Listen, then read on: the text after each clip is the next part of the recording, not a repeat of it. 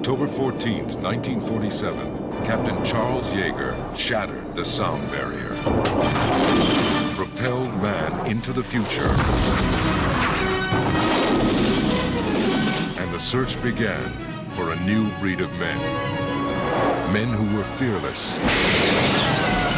You've heard about our project. Sounds dangerous. It's very dangerous. Count me in. I got a rocket in my pocket and a roll in my wall. Ambitious. Who's the best pilot you ever saw? Oh, baby, don't bust me. You're looking at it, baby. Patriotic beyond question. I just thank God I live in a country where the best and the finest in a man can be brought out. My pleasure to introduce to you America's Mercury astronauts!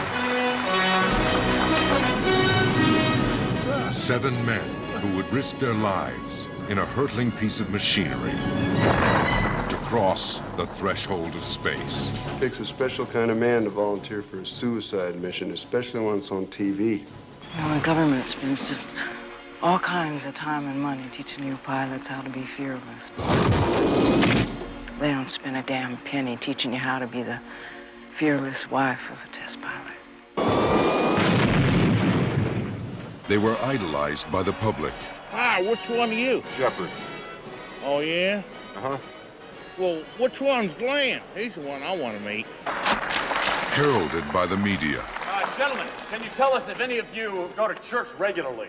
As far as church goes, I attend regularly. But behind the image, they were human beings. Human beings with real fears. Anybody who goes up in the damn thing's gonna be spam in a can. Frustrations. What happened? He blew the hatch! I did not do anything wrong!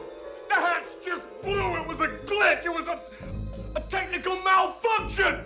Conflicts. You're gonna think of the broader interests of this program. You're way out of line here! I'm out of line? Yes, sir! I'm running this show here! We'll see about that! Disappointments. Aren't we going to the White House, Gus? Nah. No ticker tape parade in New York? And no Jackie? Pressures. There's another hold from NASA, another delay. What can be going through a man's mind at this moment? Gordo, I have to urinate. No. Tell him he cannot. Say, listen, old buddy. They promise we'll stop at the next gas station. They request that you remain in a holding pattern till then. This is the story of the special few at the very top. The elite brotherhood whose achievements inspired a nation and captured the imagination of the world. These are the men who had the right stuff. They all want to see Buck Rogers, and that's us, and that's us.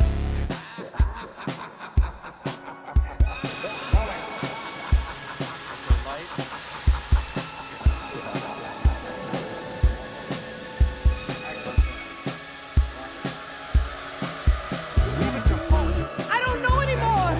Is it the mailman watching? Or maybe my neighbors are watching me. And I don't feel safe anymore. Oh, what a mess!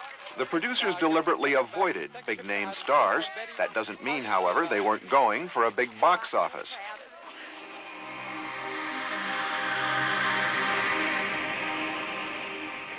Most of their $27 million went for effects and detail.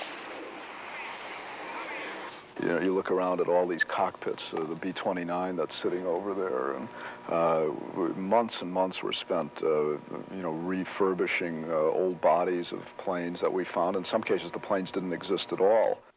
Going over to South Base probably and look at the old pit where we load the X-1 and a lot of the shooting in the old hangars down there. It brought back memories. To Tom Wolfe's book, Anti-History, hopefully we've tried to be faithful to both. You can't recreate history exactly, but we have utilized a certain amount of the actual documentary footage and been able to, we feel, blend our own footage into that, in and out of history. And they tell me that it was nothing like this. They've got more people. From the files came the Mercury astronauts' first press conference, the public debut of a future presidential candidate. My wife's attitude toward this has been the same as it has been all along through all my flying, that if it's what I want to do and she's behind it and the kids are too, 100%. Here's the same event, Hollywood version. My wife's attitude towards this has been the same as it's been all along through my flying. If it's what I want to do, she's behind it. And by golly, my kids are too, 100%. Actor Ed Harris had spoken his last line before the real John Glenn announced his candidacy. Yet some wonder if the film might be subtitled The Making of a President. The straight-arrow Presbyterian pilot of Wolfe's book seems more endearing in the movie. Do you think I'm a Dudley Do-Right? Do you? Yeah? Well, that's me, I guess. Lonely beacon of restraint, self-sacrifice in a squall of car crazies. You want to take me through? At last weekend's Washington premiere of The Right Stuff, astronauts and actors shared the flashbulbs.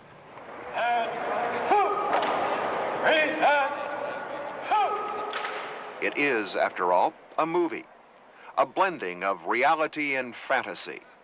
But it's a movie about real stuff, courage, heroism, talent, and understatement. I give more credit to being at the right place at the right time than a lot of people do, because that either you either are or you aren't. And the same thing with the kind of research you do. You don't have to be good to be a legend. All you got to do is live. That's about the way it stacks up.